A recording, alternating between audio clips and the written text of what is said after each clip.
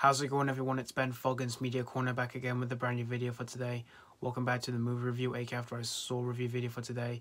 This time for this new episode for this series is going to be my review on the 2023 superhero film, and this is the sequel to the 2019 superhero film, and it's part of the DC Extended Universe as well, and that is, of course, Shazam! Fury of the Gods. Now, this is directed by David F. Sandberg, who made the first Shazam movie way back in 2019, which was a huge hit back in that year. It was an awesome, very funny, surprisingly heartwarming superhero film, and definitely one of the best superhero movies of that year as well. And so we now finally have a sequel. And so the story of the sequel is that, bestowed with the powers of the gods, Billy Batson, once again played by Asher Angel, and his fellow foster kids are still learning how to juggle teenage life with their adult superhero alter egos. But when an eventual trio of ancient gods known as Daughters of Atlas, which are led by Helen, Mirren, Lucy Liu, and Rachel Zegler, they arrive on Earth in search of the magic that was stolen from them a long time ago.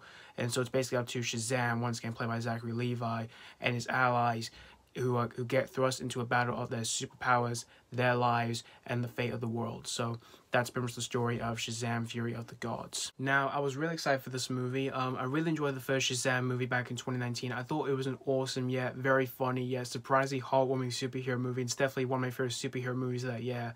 And I can also say as well, it's definitely one of my favorites of the DCU, along with Wonder Woman and Aquaman and a few other DCU films I really tend to enjoy.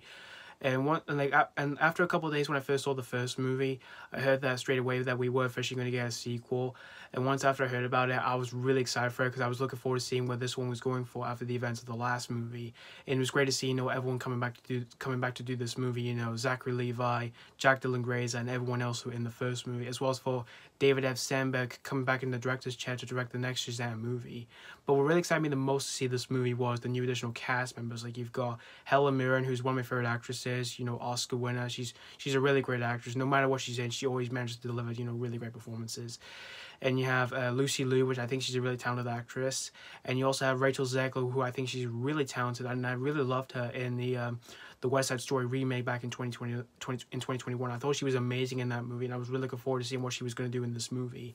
And once I saw the trailers for this movie, I was really pumped for this movie. But unfortunately, this film kept getting delayed numerous times, namely due to the pandemic, and it even got delayed one last time because originally this film was going to be coming out in December of last year, December 16th, just like with the new Avatar movie did, which that film came out that day, the day they came out. And once I did hear when I heard that this film was originally going to come out the exact same day as the new Avatar movie was, I was like, oh boy, because it was going to be I thought it would have been crazy, having two big films come out the exact same day and seeing these two movies compete with each other, see who will make much money at the box office and all that. But they decided to not. But after all that, I heard that this film was not going to come out the exact same day as the new Avatar movie was, which that was a good thing because it would have been crazy, seeing these two big films competing with each other, to see who will make much more money at the box office and all that.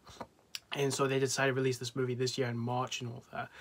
And I did see this movie on opening day, which was on the 17th of March of this year. And there wasn't that many people in the screen that I was in, unfortunately. But there was a fair amount of people in the screen that I was in, though. But after watching this whole movie, I unfortunately was a bit disappointed with this movie.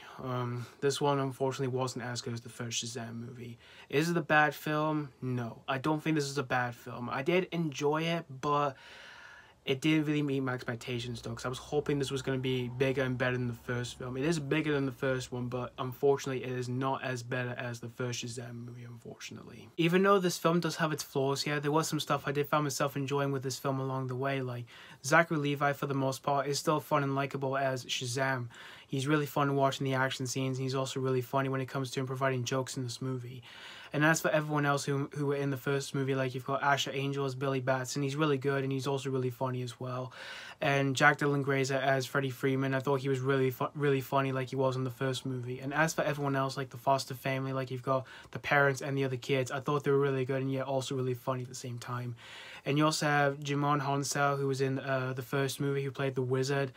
He was really good as well in this movie. And when it comes to the new cast in the film, like you've got Helen Mirren, Lucy Liu, and Rachel Zegler, whom they played the Daughters of Atlas.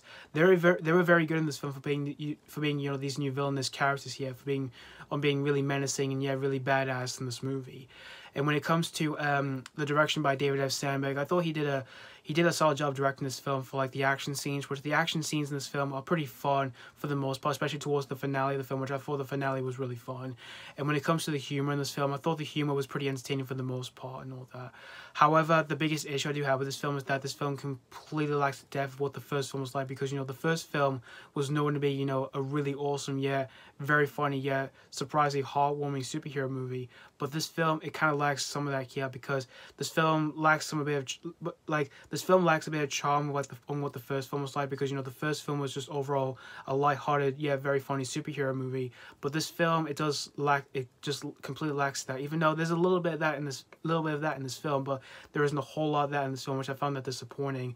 And it also lacks a bit of heart in the film as well, because, you know, the first film, you know, was surprisingly heartwarming, because, you know, you really feel bad for the character of Billy Batson, because, you know, he no longer has a family, because, you know, his original family, you know, rejected him until, you know, this foster family, you know, took him in, and then he became a new member of the family, which I really love that in that movie. But this film, it completely lacks that, even though there's a little bit of that in this film when we see, you know, Billy and the other kids having good chemistry together, but there isn't a whole lot of that in this film, which I also found that very disappointing as well.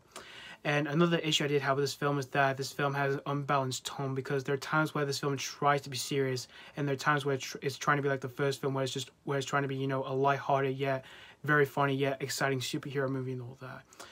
However, the effects in the film, I thought the effects for the most part were pretty solid for the creatures and all that. When we get to see the creatures in like these big exciting action scenes and all that, like there's one involving a dragon, and there's even one that involves unicorns and all that, which I thought they were pretty solid for the most part.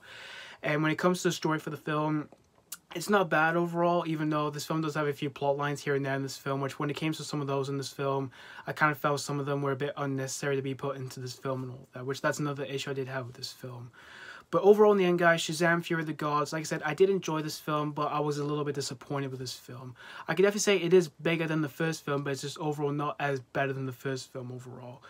It still has some stuff I did enjoy in this film, but again, this film does definitely have a lot of flaws with this here. Does have a lot of flaws here and all that. But there are a few ways I could recommend this film. If you're a fan of the first Shazam movie, or if you're just a huge fan of DC in general, really, you may have a good time with this one. So that's pretty much all I say about Shazam! Fury of the Gods. I'm going to give Shazam! Fury of the Gods 3.5 out of 5. Like I said, I did enjoy this one, but again, this is nowhere near as good as the original film. But I can definitely say it is bigger, but it's not as better than the original Shazam movie overall.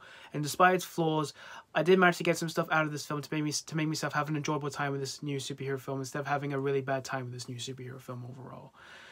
So yeah, thank you guys so much for watching my AK After I Saw review on Shazam! Fury of the Gods. And let me know what you think of this movie, if you have seen this already, or if you just recently checked out this film. Did you have a blast with this, or are you very disappointed with this? As always, thank you guys so much for watching, and this has been Falcon's Media Corner signing off.